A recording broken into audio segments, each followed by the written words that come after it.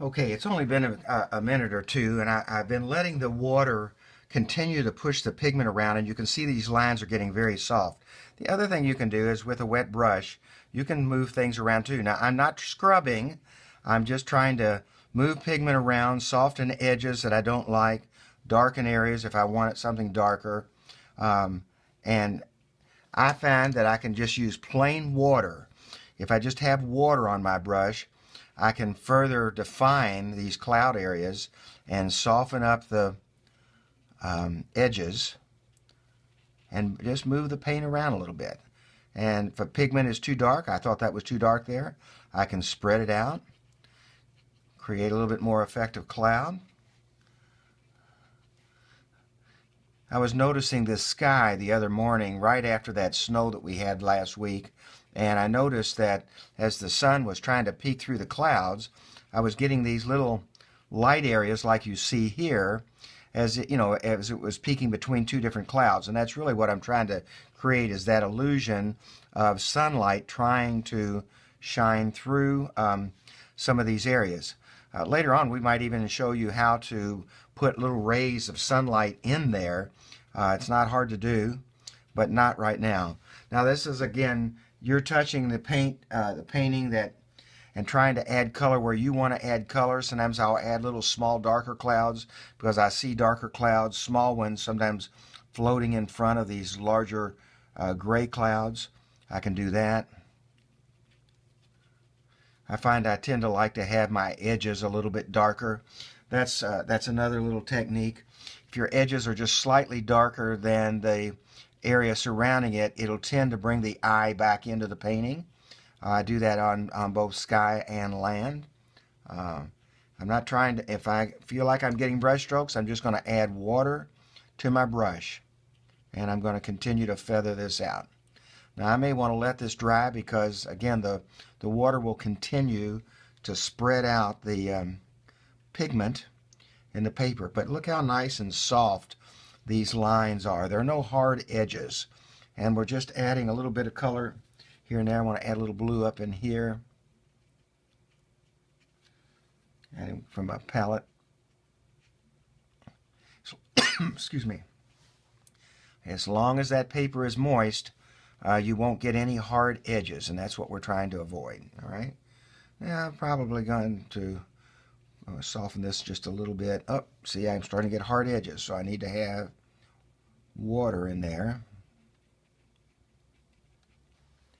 I'm going to add a little blue to that.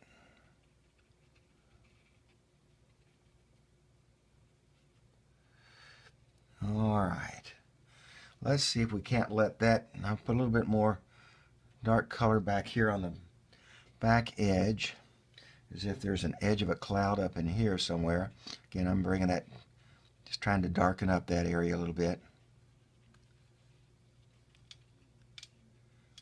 And then I can soften any hard edges I want just by cleaning my brush and then going back in with water. All right. We're going to let this completely dry, and then we'll come back and maybe touch it up a little bit with a wet Q-tip, and we'll see what it looks like. All right, so let's let this dry. Now, I use a hair dryer on this, but I also like to let the majority of the water soak into the paper so that I know that the pigment has finally stopped moving around on the paper, and then I can dry it out with a hair dryer. So we'll be back in just a few minutes. Okay, our paper is completely dry now, and you'll notice that the colors that seem darker at the beginning are lighter. This is so typical of watercolor that it dries lighter than when it's wet.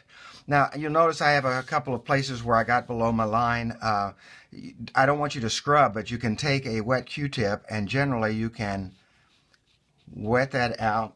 You can take a brush and smooth out that line and just about make it disappear. That's the other thing I wanted to suggest to you. To clean up my edges, look what I'm doing. I'm just taking this flat brush, and with the edge, I'm going back in and I'm cleaning up that line, and it's going right back to the edge of the line where it was. And what little bit of different color there is than the original white of the paper, it's not much. And so I'm just cleaning up that line where I want it, so that it's going to be a nice snow line there, which we often see, and we're getting ready to put the trees in just a minute. And notice it doesn't go up into the painting because that area wasn't wet anyway. Now I can take a wet Q-tip and I can adjust things that I want. Sometimes I like these clouds to come up from the edge, so I might just lightly lift out areas like this. Notice I'm kind of going very lightly. I'm not touching this hard at all, but I'm going up into the paint in sort of circular motions. And if I'm soft and do it very lightly, I can create more effects of these storm clouds here. Now, you have to be so careful when you do this because this paper is not the most expensive paper, which means that it will tear a little bit easier than some of the more expensive papers. So I'm having to very lightly brush this area. And I mean, I'm just barely touching it, but I'm touching it enough to lift some of the paint. But look at what's happening, how I'm beginning to even soften even more, extend some of the cloud areas that I wanted with this little light circular motion, making it look so soft. Now, boy, you really have to be careful or it'll start bringing the paper, it'll start bringing up some of the paper. And so I am barely touching this, but I'm doing it in a way that helps define my cloud. So I'm coming back now, scrubbing on this paint, and as I was saying, I'm being so gentle because I don't want to cause any of the paper to come loose from the board, and you can almost feel it when it starts to do that.